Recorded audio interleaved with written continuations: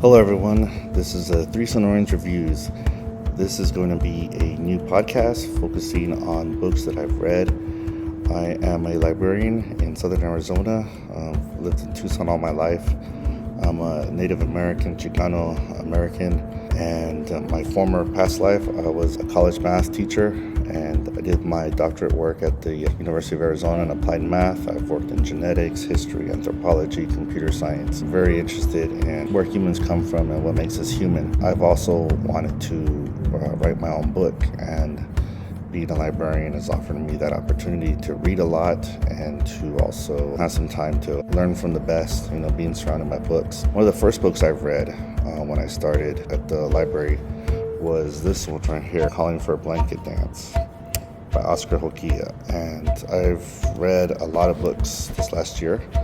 I do a lot of audiobooks because I have to travel far to get to work. And so I have lots of time to listen to books. Oscar Hokeah actually reads some of the audiobook.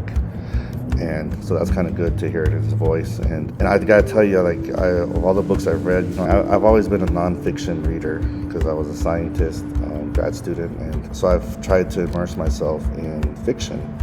Reading one of the first books I read when I started last year was Barbara Kingsolver and the Demon Copperhead, which was cool because that won the Pulitzer. And I read Trust by Hernan Diaz and the latest bestsellers. But when I read this book right here, this is the one I decided I'm gonna make my first podcast on because it was so powerful to me and so real and genuine that I said this is a book that's everyone should read. It's so powerful, it's so good, and it's real. I don't think it's a true story, but it's probably based on many true stories. It takes place in Oklahoma, where, as you know, many of the tribes went to settle outside of Tulsa, Oklahoma, the 5 civilized tribes, as they called them. And there's a recent movie that just came out about this area, The Killers of the Flower Moon. That's the Osage Indians, which is another good book. Needless to say, there's a lot of Native Americans in the area. And there's also a lot of migrant workers that have been going out there to work. And so there's been some, brown and red loving, if you put it that way.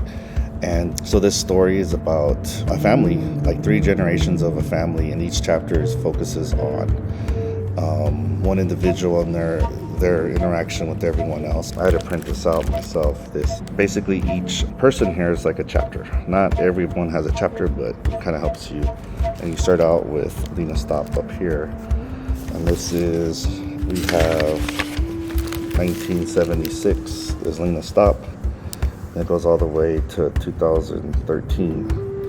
And Ever is one of the main characters in this book. It begins with the story of his grandma is telling a story about his mom, her daughter, and his dad, and himself as a little kid and what happens. I can guarantee you that just reading half of the first chapter, you're going to be hooked because there's a whole story that takes place in the first chapter, and that kind of sets the tone for the rest.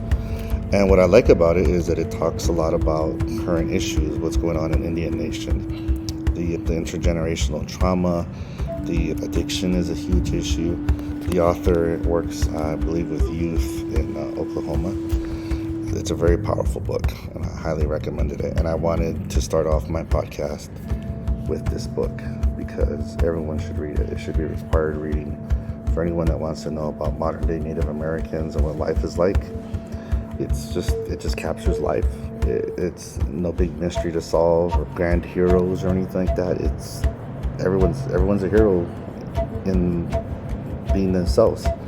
So it's an amazing book, and the cover here shows the blanket dance, the money that's given, and that refers to when someone needs help in the community.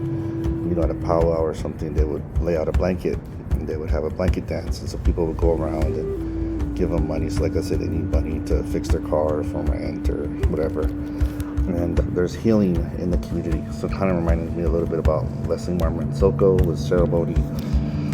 How we can heal ourselves. There's a lot of, just about, I would say, every Native or Mexican American unfortunately, if you ask, do you know someone with addiction? Do you know drunk? Do you know someone in jail? Do you know people like this? And unfortunately, the answer will probably be yes, because it's a plague that affects our community. Whether it's systemic or not, it's still a problem that we got to deal with. And so there's a lot of trauma that people got to deal with, in addition to boarding schools, residential schools. Alcohol was a big way to subdue our ancestors. And now with diabetes and everything, and plus there's some of our ancestors are veterans of war, so they came back with trauma, PTSD, plus addiction, plus just everything. So this is a real good book. And one of the blurbs on the back is from one of my favorites, Luis Alberto Urrea, and it said Oscar Hokeah is the real deal, a new voice with ancient music. And it's that good. So with that, I'm going to bring you multiple podcasts a week from all the books I've been reading, and it'll be from my perspective. And my perspective is unique because I offer a mathematical, scientific background, Chicano, indigenous scholar who's reading the latest fictions and the bestsellers and giving you my perspective on what I think about them. So thank you for listening, and I hope you enjoyed this review. Leave some comments and let me know if you want me to go more into it. I don't want to ruin the story, but in a nutshell, it's about family, it's about community, it's about healing, and it's a good story. Thank you.